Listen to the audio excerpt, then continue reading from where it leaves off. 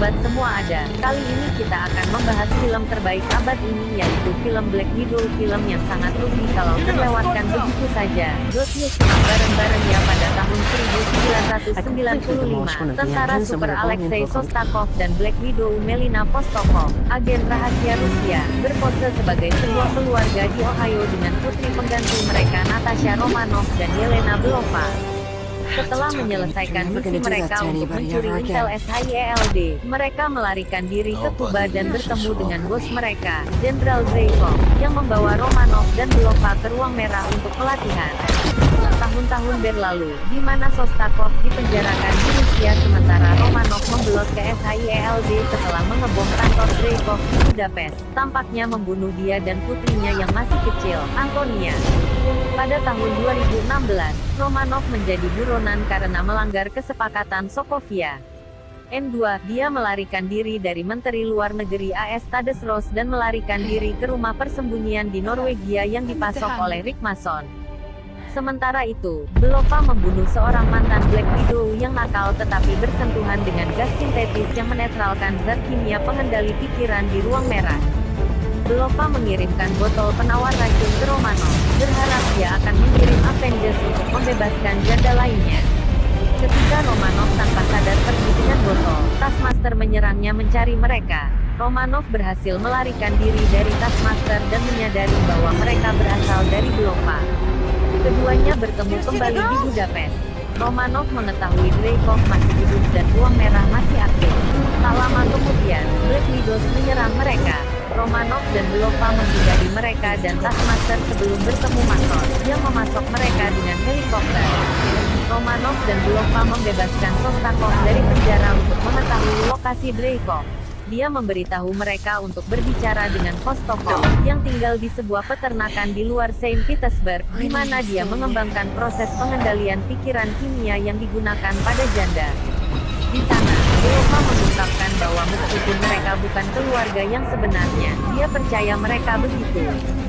Setelah itu, Vostokov mengakui bahwa dia mengirim lokasi mereka ke Dreykov.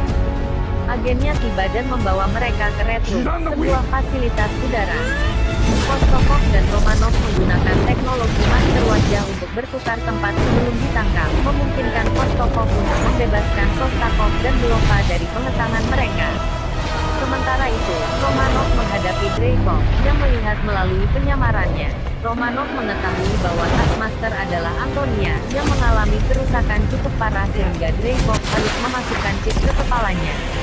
Ini membuatnya menjadi prajurit yang sempurna, mampu meniru tindakan siapapun yang dilihatnya.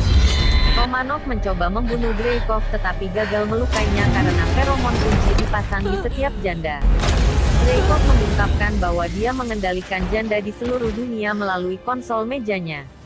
Romanov sengaja mematahkan hidungnya, memutuskan saraf di saluran hidungnya untuk meniadakan feromon, dan kemudian menyerang Dreykov.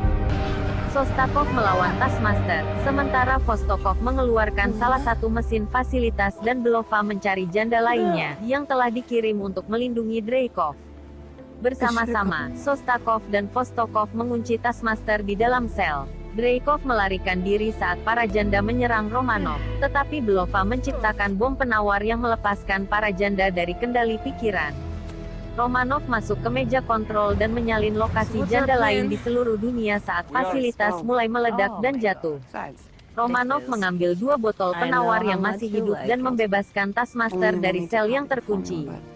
Vostokov dan Shostakov melarikan diri melalui pesawat sementara Belova mengeluarkan pesawat Dreykov, membunuhnya. Saat terjun bebas, Romanov memberi Belova parasut sebelum melawan Taskmaster. Setelah mendarat, Romanov menggunakan 1 botol penawar racun di Taskmaster, membebaskannya dari perbudakan. Para janda yang dibebaskan tiba saat Belova, Vostokov, dan Shostakov mengucapkan selamat tinggal kepada Romanov.